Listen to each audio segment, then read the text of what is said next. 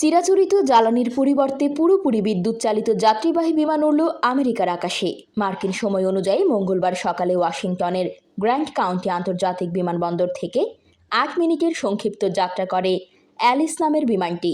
যদিও উদ্বোধনী উড্ডয়নে কোনো যাত্রী ছিল না। এভিয়েশন এয়ারক্রাফট নামে ইসরায়েলের এক বিমান সংস্থার পরিশ্রমের ফসল এই বিমান। প্রথম উড্ডয়নে সমুদ্রপৃষ্ঠ থেকে 3500 ফুট উপরে উঠেছিল এটি।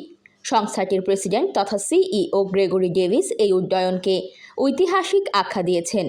মার্কিন সংবাদ মাধ্যম সিএনএনকে তিনি বলেন, 50-এর দশকের পর এই প্রথম বিমানে পুরোপুরি নতুন প্রযুক্তি ব্যবহৃত হলো। সংস্থাটির পক্ষ থেকে জানানো হয়, বিদ্যুৎ চালিত গাড়ি বা মোবাইল ফোনের মতোই মাত্র আধা ঘন্টায় চার্জ দেওয়া যাবে এই বিমানটিতে।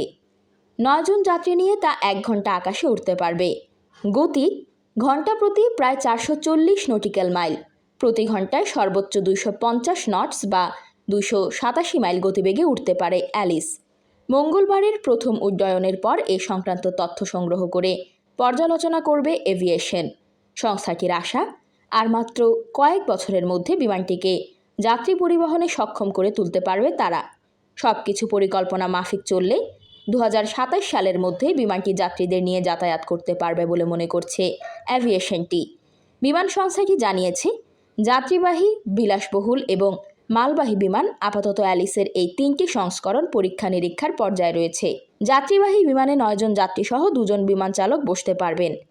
এক্সিকিউটিভ বিমানে হাত পা ছড়িয়ে 6 জন যাত্রীর জায়গা হবে। অন্যদিকে মালবাহী অ্যালিসে আয়তনের 450 ঘনফুট জায়গায় মালপত্র রাখার ব্যবস্থা করা হয়েছে।